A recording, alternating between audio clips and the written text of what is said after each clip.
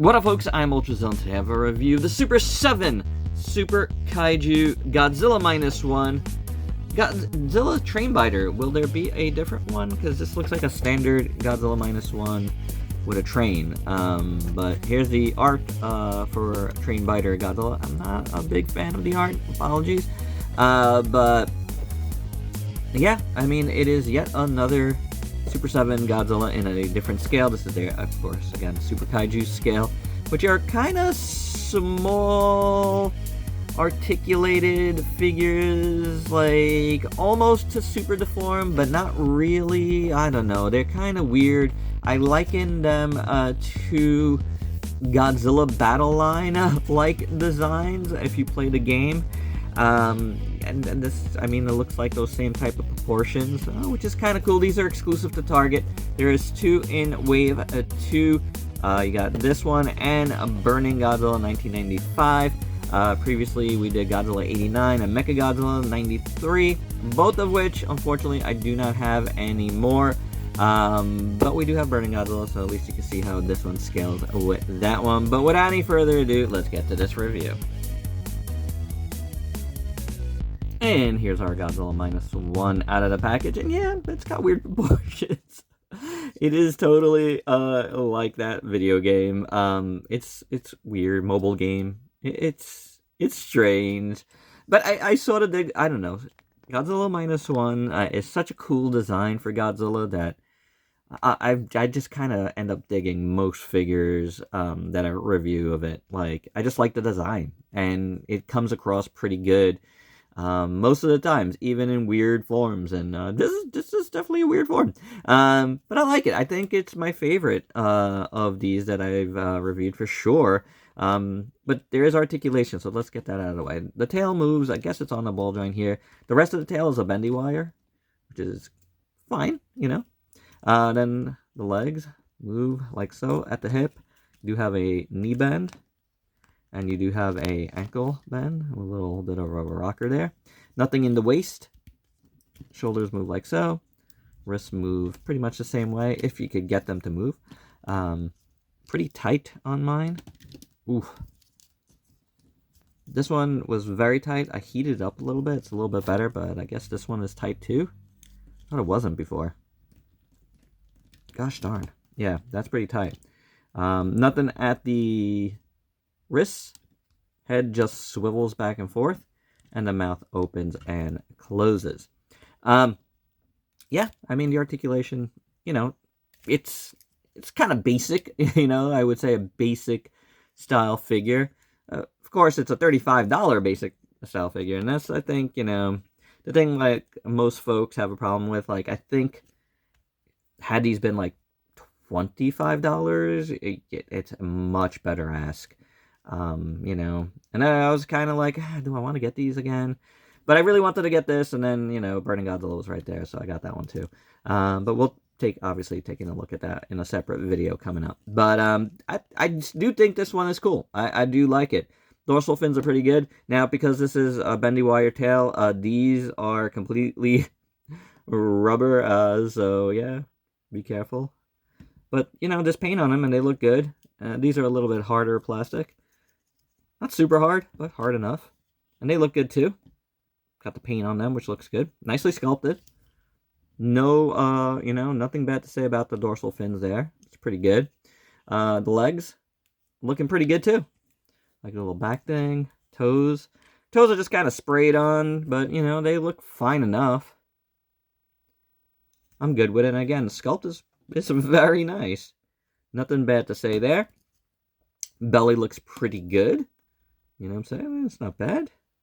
Chest has a little bit of paint right in the middle, which looks pretty good.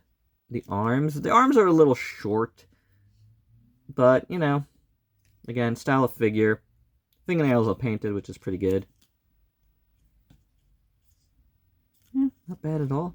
And a head sculpt, I think, is rather nice. The eyes are in place. Both my reaction figure and my Super Kaiju have good eyes, yet my Ultimates, which is way more expensive, does not. That is crazy tongue looks good, and I still have to review my charging ultimates.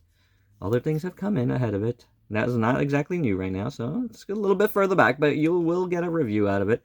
I don't think the eyes look good on that one either. The teeth are okay, you know, it's not perfect, but it's fine. The eyes, they're good. Crazy. Anywho, I think this figure looks pretty good, you know, weird proportions and all. I do like this. And we have a little accessory, of course. It is a bitten up train. That's why it's called Train Biter Godzilla. So you can make him chomp down, I guess. In theory, right? Let's see if he holds it. Or if Godzilla holds it. Godzilla's not a he or a she. Did you know that? It's just Godzilla. I think I've said that before, but it's true. Official. That's official. Yeah, it holds it good enough. It's just one color, but you know, the sculpt work there. Not like an incredible sculpt work or anything, but it's there. It's fine.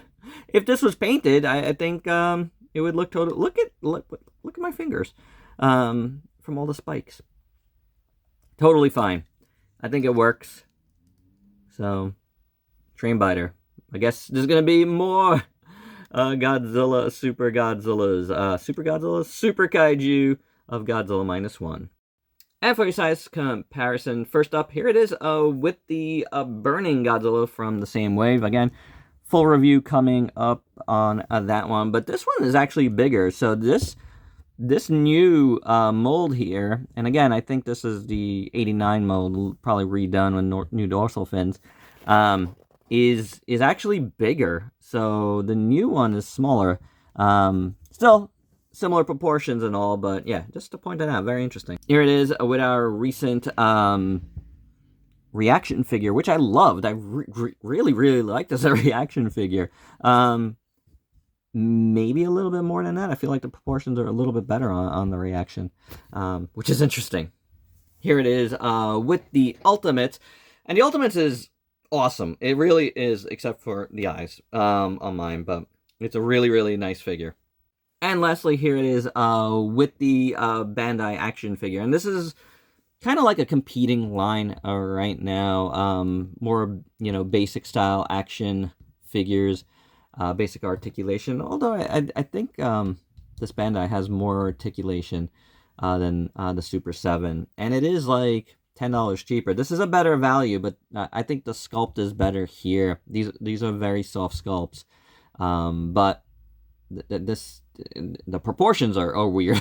So, I mean, you know, for articulated cheaper figures, that's what you're gonna have to deal with, one thing or the other. And my final thoughts, yeah, it's a weird figure, but I like it. Definitely, out of all of these, I like this one the best thus far. Stay tuned on the Burning. We're gonna figure that one out too, soon. But I think this one's cool. I do. I'm a sucker for Godzilla Minus One. I think the design is great. And I think this Super 7 really is pretty decent. Again, weird proportions, but the sculpt is there.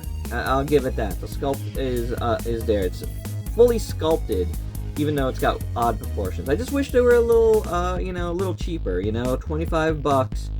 I think would be good. You know, like at the most. You know, like I mean, even if you know discounted it like $5 more, that would be better. Yeah, $35. That's the thing that keeps this line back the most. I don't feel like this is a $35 figure. I don't. But still, I do like it. So take that as you will. Alright guys, that's my review. Hope you dug it. Let me know your thoughts down below. And if you're new to the channel, once again, sub yourself for daily content. And let me help you diversify your collection. Until next time, peace out, peeps.